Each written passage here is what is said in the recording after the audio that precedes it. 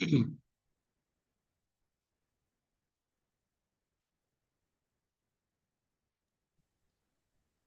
sir, it's live. It's like, okay, shall I start? Okay, Yes, sir. perfect.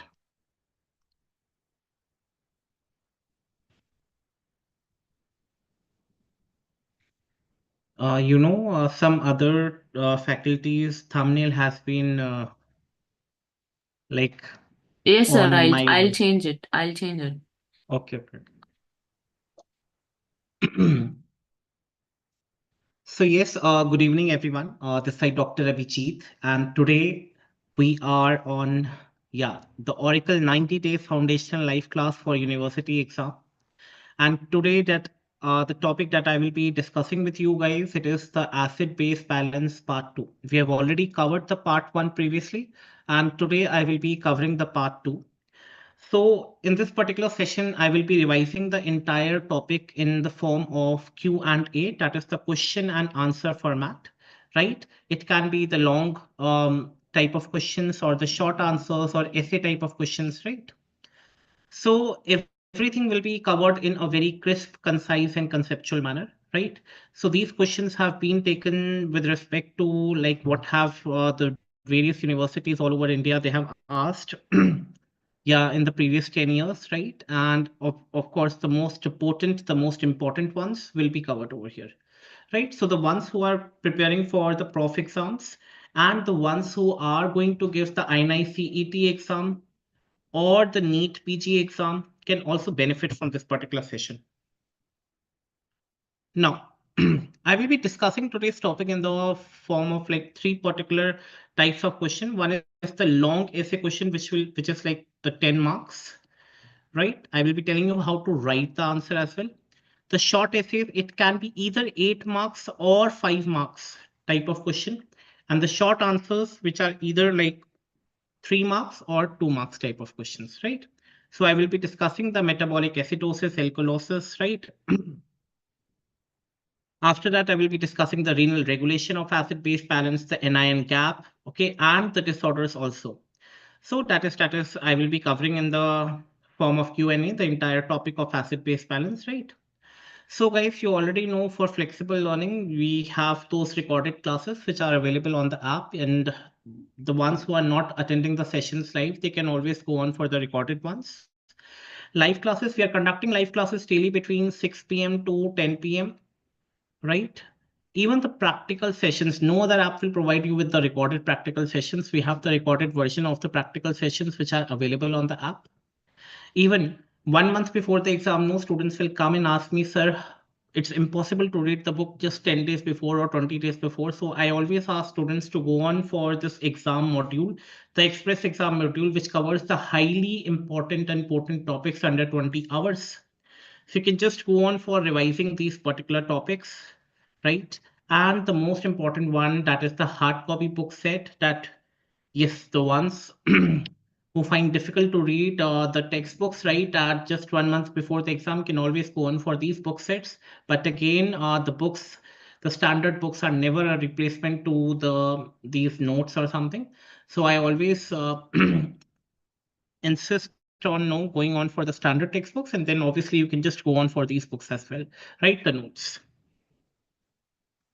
Foundational classes have already told you for flexible learning, you can just go on for the recorded questions for the entire biochemistry and for other subjects also, right? We have the live classes. We are scheduling it daily from 6 p.m. to 10 p.m. daily, right? Apart from that, we have express exam modules, which we are covering like every important topic under 20 hours. One-to-one doubt clearing session, you can just book on an appointment with the management and with the respected faculty, and you can get all your doubts cleared before the exams, right? Apart from that, we have the hard copy book set, right? So you can always go on for these notes, right? Even the practical sessions are also being covered, right? And the question bank, which covered from basic to advanced level, basic to advanced level. So basically, we are covering the entire 10 years previous year questions, like which have been asked in national exams like the NEET PG, NICT, or FMG. Even the university exams all over India, we have collected those questions. We have reduced your burden to go and on search for those questions. We have actually reduced it. Everything is over here, and now the expert team has incorporated with the new clinical vignettes that have been like the favorite for the examiner, right? So clinical vignettes are also covered over here. So you can just go on for these question bank, which are given topic by topic, and you can just, after each and every topic, you can just go on for these MCQs just to test up your knowledge, right? Practical sessions are being covered, guys. I've already told you that you can just go on for the practical sessions, right? The recorded ones are there just before the exams. Also, many of you are just in dilemma what to do. Just go on for these videos and you will excel in your exams, the practical sessions, right? So we have the subscription plan, the basic foundation plan, right? We have the advanced learning plan, we have the complete learning plan, and we have the ultimate MBBS plan. You can use my code Dr. Abhijeet 20 for additional discounts, right? Now coming on to the very first one, describe the compensatory mechanism in respiratory and metabolic acidosis and alkalosis comparatively. So let us just first take one by one each of them separately. So this is question number 1, which is comprising of 10 marks. Now the very first one, which I will be discussing over here, it is respiratory acidosis. Respiratory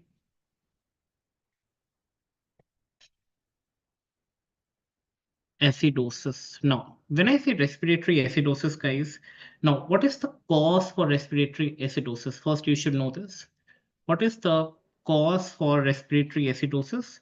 So remember, guys, whenever there is accumulation of CO2 in the body, or I would say accumulation of CO2 in the blood. Now, this accumulation of CO2 in the blood can be due to hypoventilation. Very, very important. It can be due to hypoventilation. Now, when I say hypoventilation, I'm actually talking about insufficient breathing. Insufficient breathing. So it is accumulation of CO2 in the blood due to hypoventilation, and that is nothing but the insufficient breathing, right? Now, what this insufficient breathing will do? Now, remember, guys, it will increase the concentration of bicarbonate, that is HCO3 minus, that is the bicarbonate. Okay, it will increase the concentration, not bicarbonate, actually, it is. Just write down like this, it is the carbonic acid. Now, when I say carbonic acid, it is H2CO3. That is the carbonic acid, right? Now, this carbonic acid, I have already told you earlier, will be dissociating into, yes, the H plus, that is the hydrogen ion, and HCO3 minus, that is the bicarbonate ions, right? So this carbonic acid will be dissociating into H plus and the bicarbonate ions, right? Bicarbonate ions, right? Now, you already know whenever there is increase in the H plus, obviously, what will be the pH of the blood then be? Again, guys, the pH of the blood will become low. pH of blood becomes low. Obviously, because there is increase in H plus, obviously. Carbonic acid is increased because there is accumulation of CO2 in the blood, hypoventilation, insufficient breathing. This H2CO3 will dissociate into H plus and HCO3 minus. And this H plus will actually decrease the pH of the blood. More hydrogen, right? And the pH of the blood, the potence of hydrogen will decrease, right? The pH will decrease. Now, guys, they're asking what is the compensatory mechanism in respiratory acidosis? Now, coming on to this part, what is the compensatory mechanism? Compensatory mechanism. Now, there are two ways, guys, actually. The first one, which I'm going to discuss over here, it is the renal compensation. That is the one which is very, very important. Okay.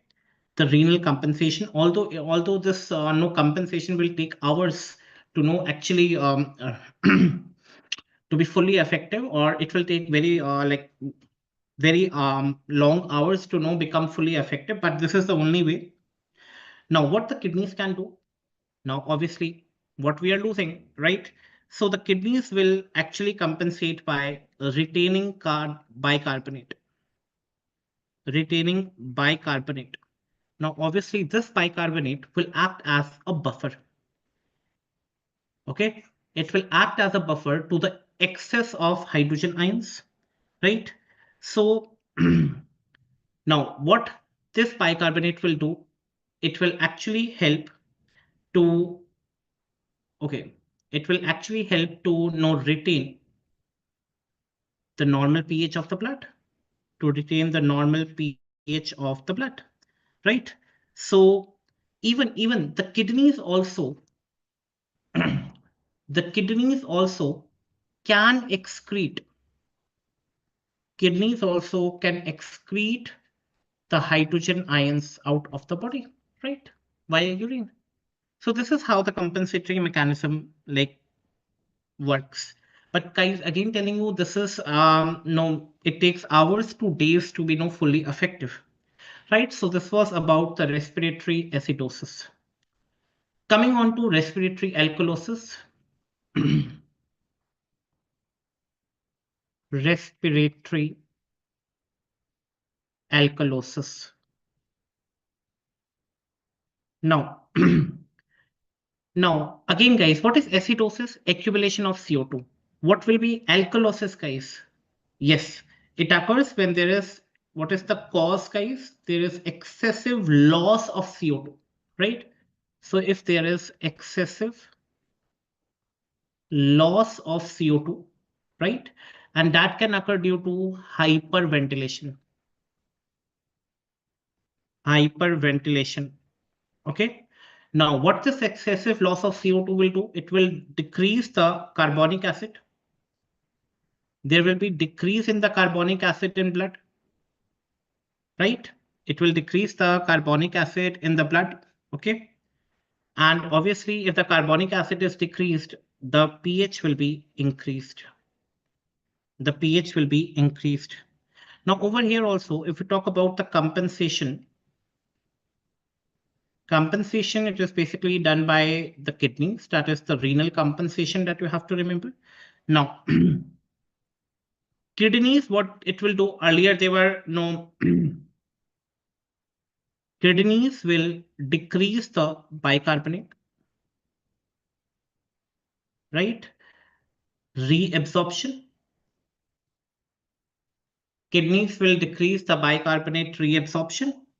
And remember, guys, it will increase its excretion in the urine. Increase its excretion in the urine, right? Now, this will help in retaining the buffering capacity, and even it will try to lower the pH. Okay, so it also takes from days, from hours to days to act. Coming on to the third one, that is the metabolic, yes, acidosis.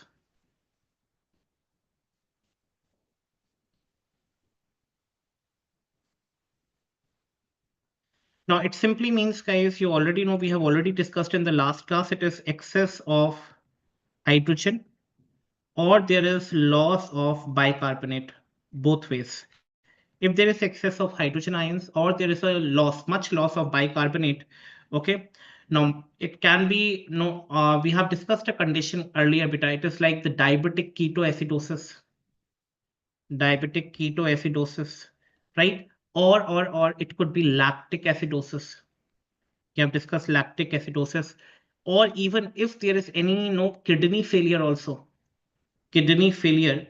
Okay, so this excess hydrogen ions in the body, when the kidneys are not working, obviously the hydrogen concentration will increase.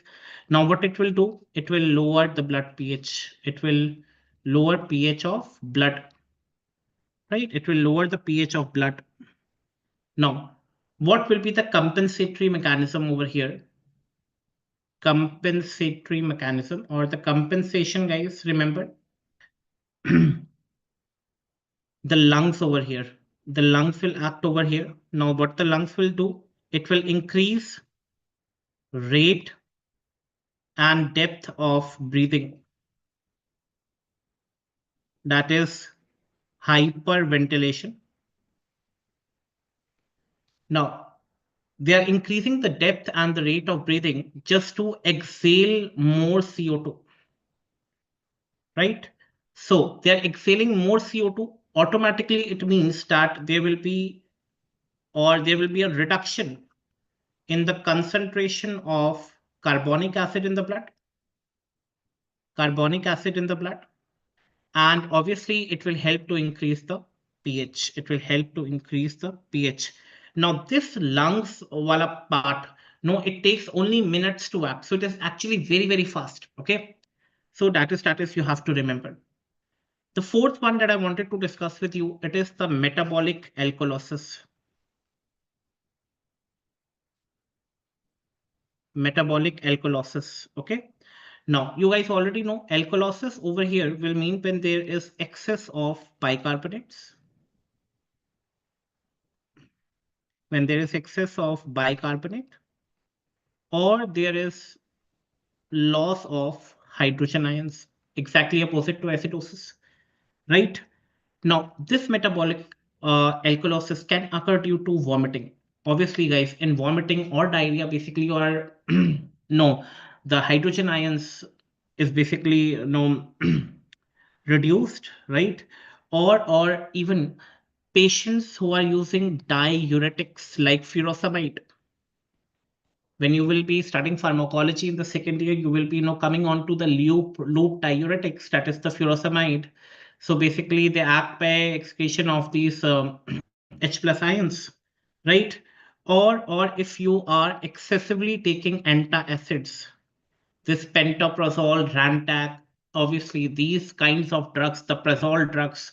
So basically, excessive use of these antacids can result in this metabolic alkalosis, right? So basically, all these three conditions, they will increase in the blood pH. It will typically no react to the increase in the blood pH.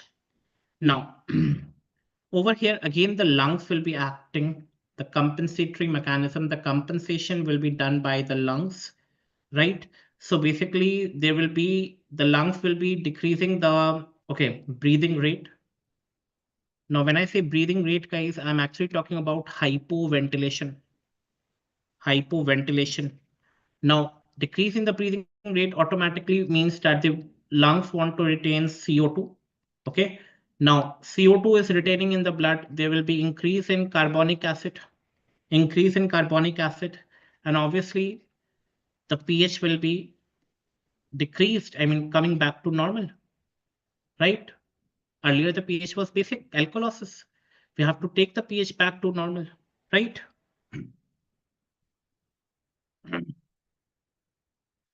So no, you have to remember this metabolic alkalosis, basically the compensatory mechanism take hours to develop. Okay, so yeah, that is regarding all these parts that you have to remember. Okay, so these are the compensatory. In respiratory acidosis and alkalosis, the kidneys are functioning. The metabolic acidosis and alkalosis, the lungs are functioning, right? So that is you have to remember. See, the renal compensation basically will take hours and days to react, but the lungs, the respiratory compensations are basically taking minutes to hours to act on, right? Metabolic acidosis is acting very fast. The alkalosis is taking some hours no, to develop, right? So that is regarding the very first question, the compensatory mechanisms in respiratory and metabolic acidosis and alkalosis, right? Coming on to the next question, the renal regulation of acid base balance. The renal regulation of acid base balance.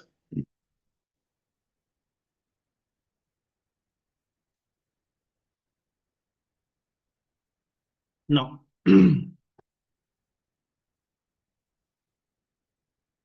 Now, whenever I say renal regulation, I'm actually talking about the kidneys. The kidneys basically maintain the blood pH, and you already know if I'm talking about the blood pH, though in a normal range, it is 7.35 to 7.45, right? Now, kidneys can excrete H plus ions and they can reabsorb also bicarbonate ions, right? So basically, both of these functions of the kidneys, they help in regulating the pH of the blood. They help in regulating the pH of the blood. pH of the blood. They help in regulating the pH of the blood. Now, the very first one that I wanted to discuss, that is the reabsorption of bicarbonate. Now, guys, you already know the functional unit of the kidney, it is the nephron, right? The nephron contains a glomerular apparatus, the Bowman's capsule, the PCT, DCT, loop of Henle, the collecting duct, and all those. Now, over here, I'm more concerned about the PCT. Now, when I say PCT, guys, I'm actually referring to proximal convoluted tubule. Now, the proximal convoluted tubule, basically it is the kidneys, basically the cell over here, it is the nephron. And the part of the nephron, it is the PCT, right? Now, so this bicarbonate, it is basically reabsorbed. It is basically reabsorbed in PCT, okay? Now, in the renal tubules, what is happening, guys? In the renal tubule or the proximal convoluted tubule, basically this bicarbonate, it is getting combined with the hydrogen to form the bica or the carbonic acid. It is basically the carbonic acid, right? Now, this carbonic acid, it is basically converted into water and CO2 by the help of enzyme carbonic anhydrase. Anhydrase. Now, this CO2 basically it diffuses into the the proximal convoluted tubule cells or the nephron cells, right? The tubule cells, okay, where it is again in these cells, it is again converted to bicarbonate. It is again converted into bicarbonate, okay, and it is transported into blood. It is transported into blood. And obviously the hydrogen ions, basically they are secreted into the filtrate pack. It is secreted into the filtrate pack, right? First is the reabsorption of bicarbonate, right? Second, you have to remember there is secretion of hydrogen ions. Secretion of hydrogen ions, that is H plus. Now, this is done by, we already took the proximal convoluted tubule. Now we are coming on to the DCT, that is the distal convoluted tubule. And most importantly, we have the collecting duct. Collecting duct. So basically, these both help in secretion of H plus. Okay. Now, H plus is secreted. What will happen? It will lower the blood acidity. Okay. So the blood is not acidic, right? Now, in the DCT, basically it is happening by a pump. Remember, there is a pump, and remember, it is called as H plus ATPase pump. H plus ATPase pump, or it is also called as H plus K plus ATPase pumps. Now, from the DCT, it is actively by taking the use of the ATP. By taking the use of the ATP, it is actively pumping the hydrogen into the tubular fluid, okay, into the tubular fluid, removing excess acid from the blood. So hydrogen from the TCT will be now coming to the fluid, right? So yes. So that is, you have to remember, even in the distal convoluted tubule or the collecting ducts, we have a cell that is called as the intercalated cells. Intercalated cells, basically they secrete H plus. They secrete H plus in exchange of sodium or potassium.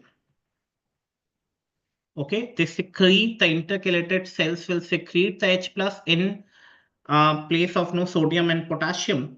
So depending on the body's need, right? So that is the, that is you have to remember. Now,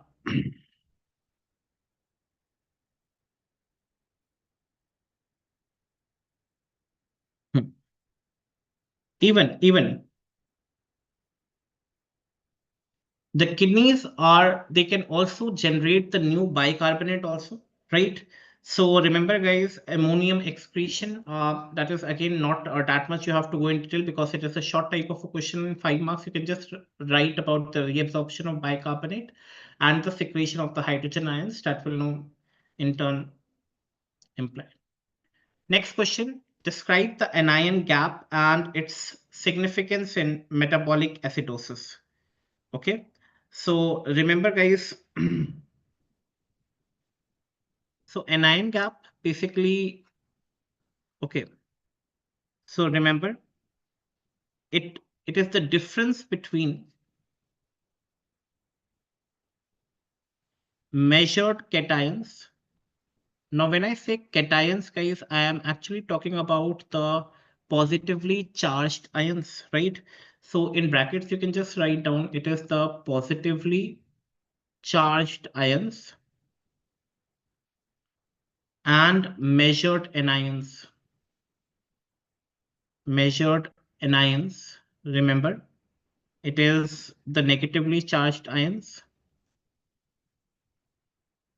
negatively charged ions, okay, and that too in blood, in blood. And what component of the blood, guys? It is the extracellular fluid, extracellular fluid, right? So yes, you already know the normal range of the anion gap, right? The normal range, it is, if we talk about the normal range, so this is the definition. The normal range, it is, remember, 8 to 12 milli equivalents per liter, right? So yes. Now over here, the formula, guys, if you just want to remember, you can. Anion gap, it is, yes, sodium, then we have chlorine plus bicarbonate, right? Then again, it is, yes, you can always go on for, which is equal to the sodium plus chlorine plus bicarbonate, right? So guys, over here, I always say that the sodium, it is basically the major cation, major cation. Chlorine, it is the major anion, major anion. And bicarbonate is basically the buffer in the blood, buffer in the blood, right? So yes, that is, you have to remember over here, right? Now in metabolic acidosis, right? Now in metabolic acidosis, we have just discussed, guys, metabolic acidosis. What is happening, guys? There is decrease in the blood pH. There is decrease in the blood pH. Why? Because there is increased hydrogen ions, right? Or there is a loss of bicarbonate, right? So remember guys, this anion gap will help. What is, they have asked the significance, guys, so remember it will help in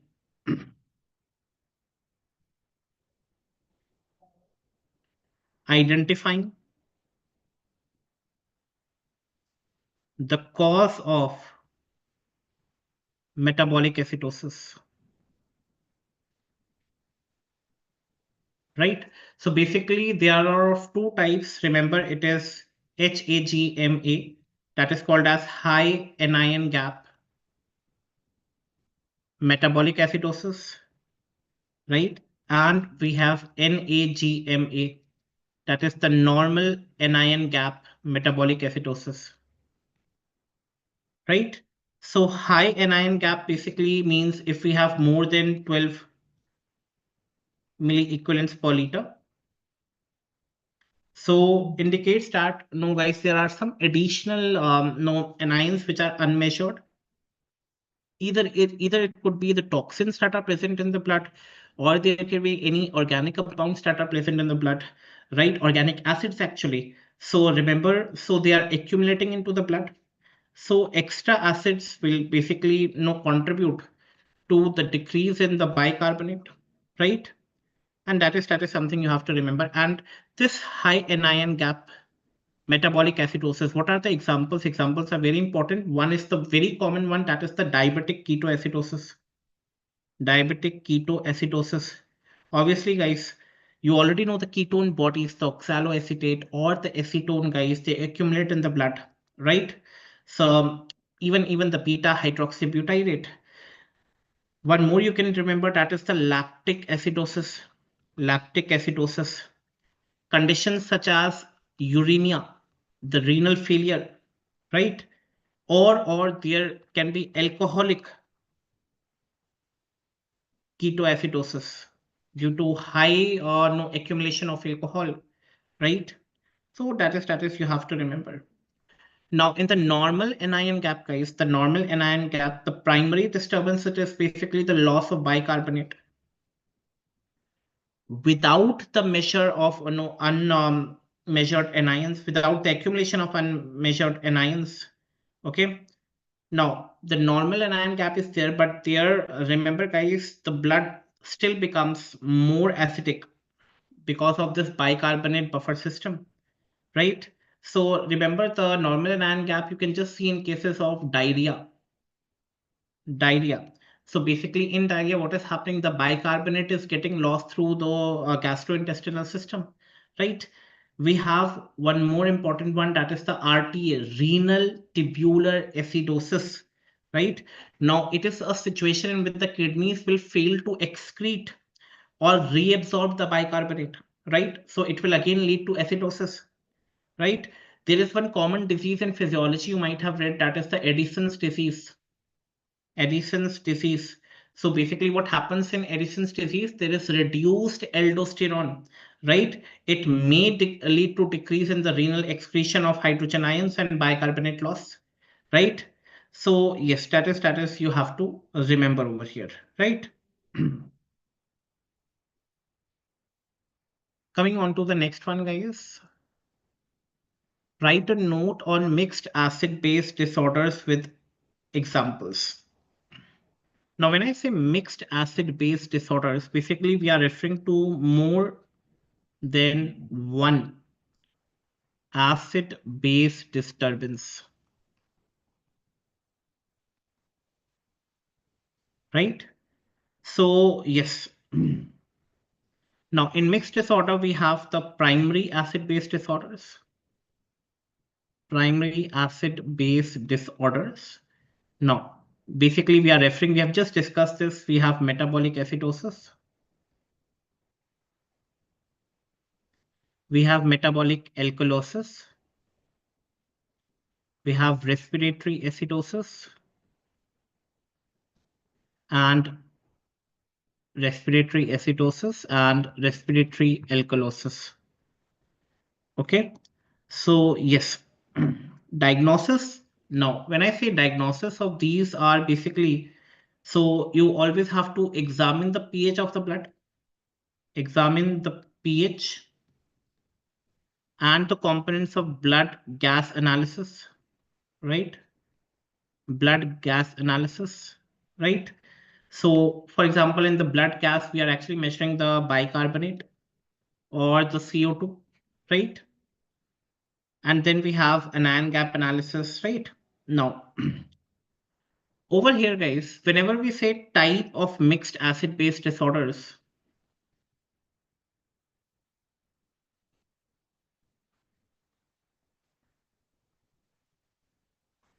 Now let us take one very common example, that is the, yes, metabolic acidosis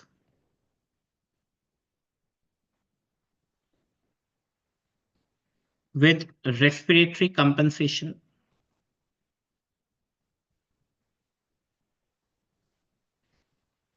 Now, we have metabolic acidosis with respiratory compensation.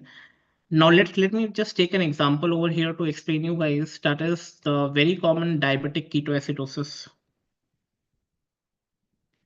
Diabetic ketoacidosis combined with COPD, chronic obstructive pulmonary disease.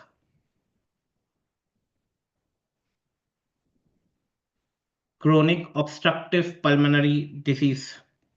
Now, guys, now you already know in diabetic ketoacidosis, we have metabolic acidosis.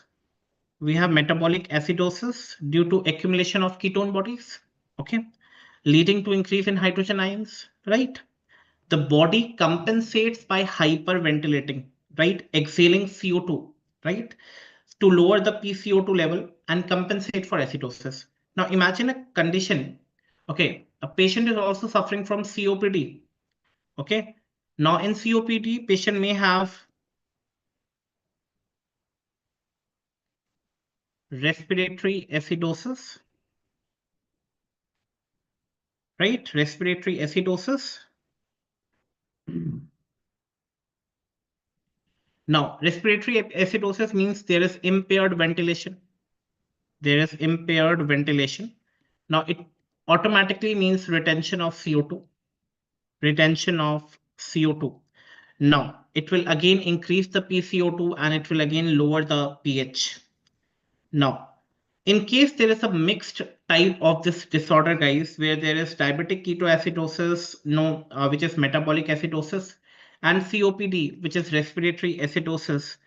So the compensatory mechanism, which has increased in diabetic ketoacidosis, and basically they are insufficient to normalize the blood pH, right? So that could be one of the examples. Second,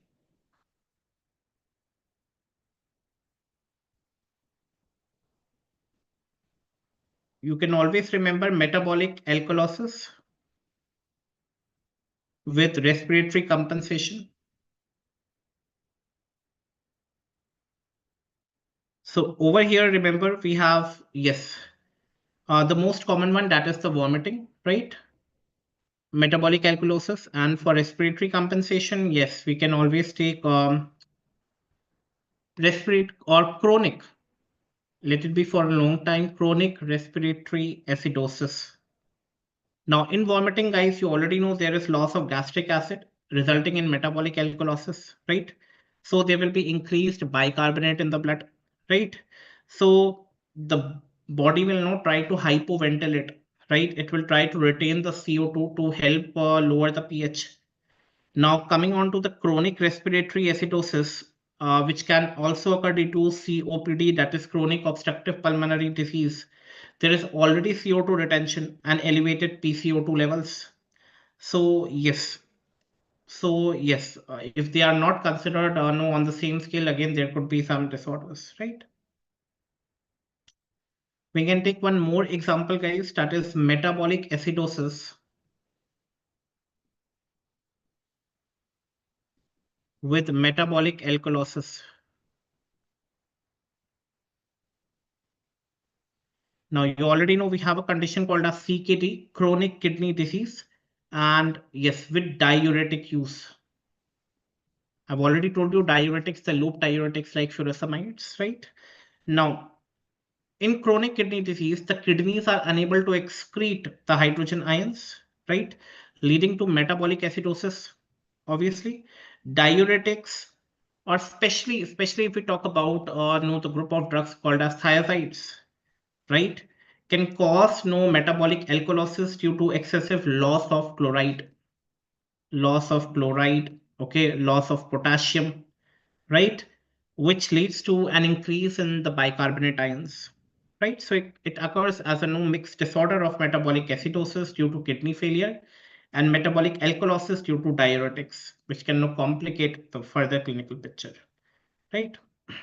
So there are much more examples which you will now go on from the book level also, right? We have respiratory alkalosis with metabolic acidosis.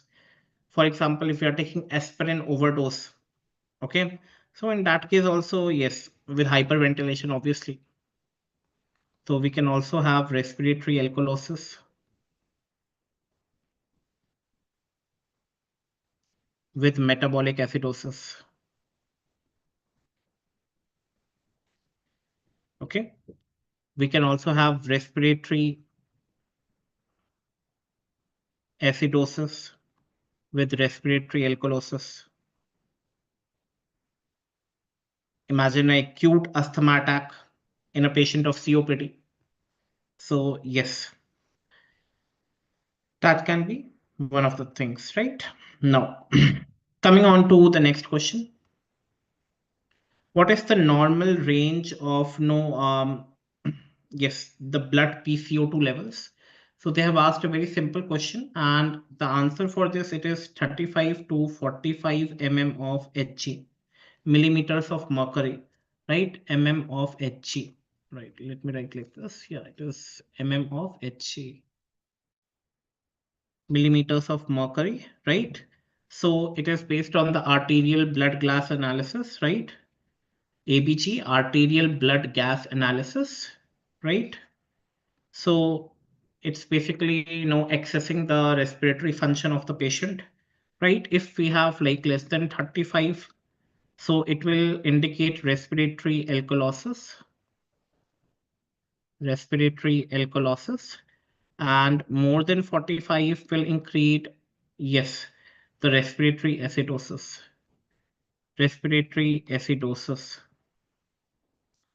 See, less than 35, we have just discussed a condition in there is excessive exhalation of CO2. That is the hyperventilation.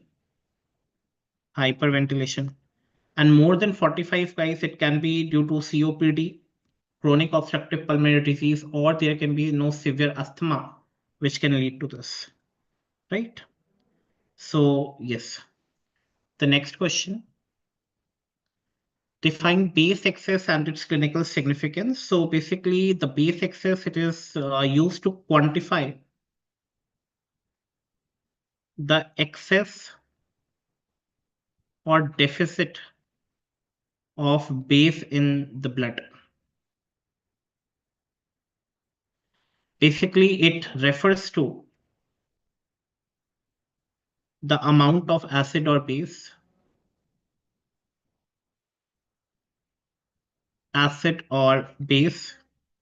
that must be added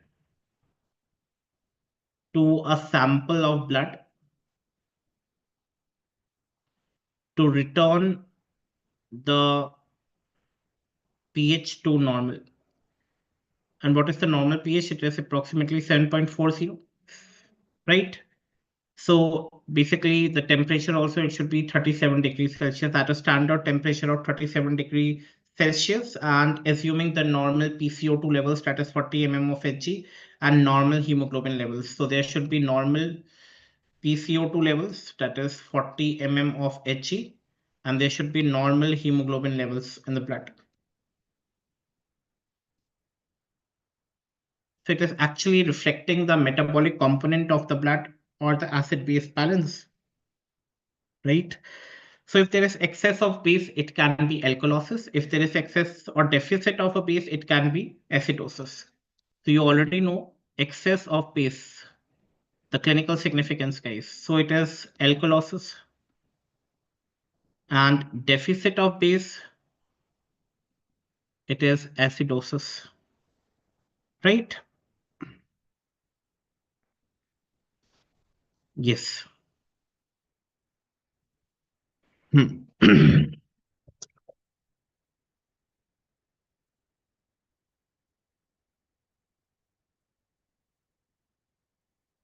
Now, over here, remember, guys, the normal base excess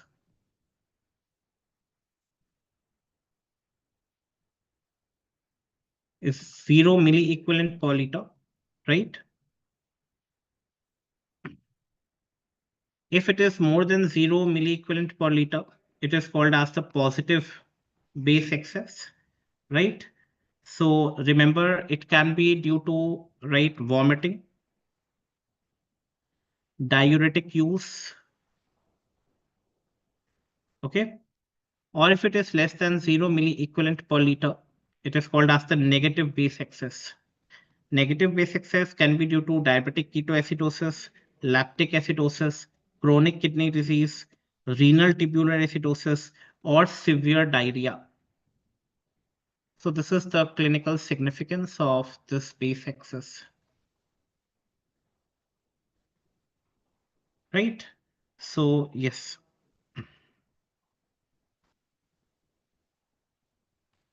Mention two causes of respiratory alkalosis, guys. We have already discussed this. The very first one, it is hyperventilation.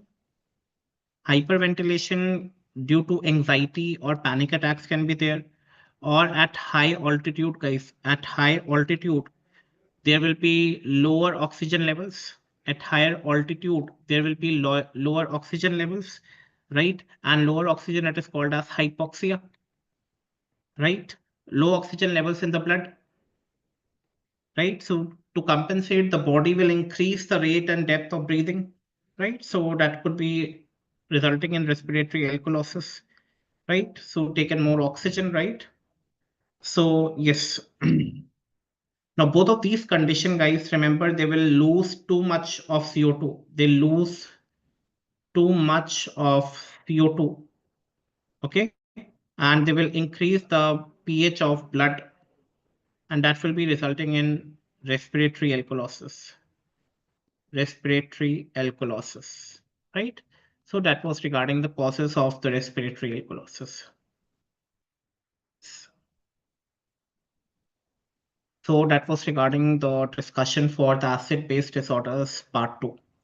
These are the various social media handles which you can follow for the upcoming classes schedule, right? Thank you so much for your patience and listening me out. Thank you.